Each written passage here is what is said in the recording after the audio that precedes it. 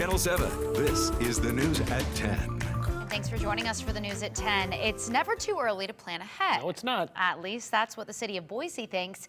Today, city staff met with the mayor and council members to talk about the first phases of planning for the next budget. A few things coming into focus for those in City Hall. There's the city's response to inflation and growth, and what to do about community services like housing and transportation.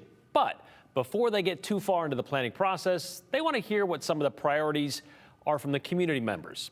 See if those wish lists line up. Tristan Lewis joins us now with what some of the services some of the Boiseans would like to see make it into this budget. And I can only imagine housing has a lot to do with this. Yeah, Brian and Morgan, today the city's council and mayor and city staff met with community members today for an interactive meeting where people got a chance to talk to city leaders, just talk about a couple of those things that are on their minds. Boiseans got a chance to talk to city leaders, like I mentioned. They also say that they also got to survey city leaders as well. And just like you said, housing was the top priority on that. Coming closely behind was public safety and transportation.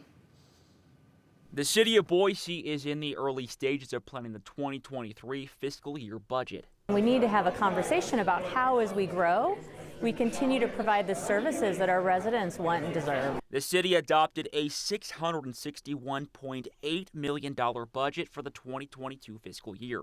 42% of that went to the city's general fund, which pays for public safety, parks maintenance, and more.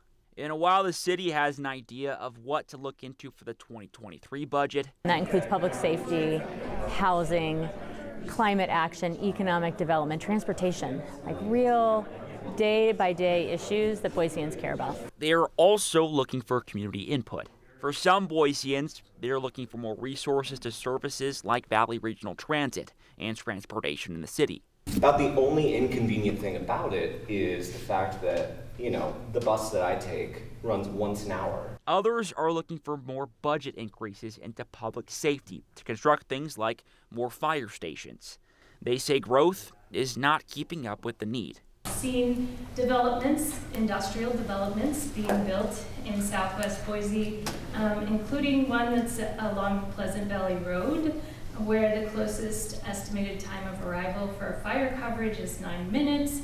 Blueprint Boise indicates adequate fire coverage is a 4-minute response time. And some would like to see more facilities like libraries that are closer and more walkable be built.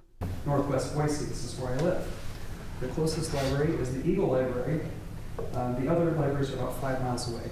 McLean says while it's crucial to fund services most important to Boiseans, she's also tasking the city staff to look at ways to provide relief to residents. If we looked at taking less than 3% of the revenue growth that we can take, but what that means for our programs too, because we want to provide meaningful tax relief where we can. And Mayor McLean tells me how excited she is about the legislative bill that passed, making it possible for cities to expand the circuit breaker. Governor Little signed that measure that increased the maximum value of a home to qualify for the program. And Brian and Morgan, it's also important to note that this is just the beginning of these conversations. We're going to have a lot more going on in the next couple of months. We got some workshops going on, and the city council and leaders hope to have an adopted plan by the end of August. Okay, I'm hearing a lot of people say their focus is on emergency response. That's a huge concern as our area grows. Definitely huge response, especially as we get that fire season upcoming. Yeah, good point. All right, Tristan Lewis, thank you. Dealing with some growing pains for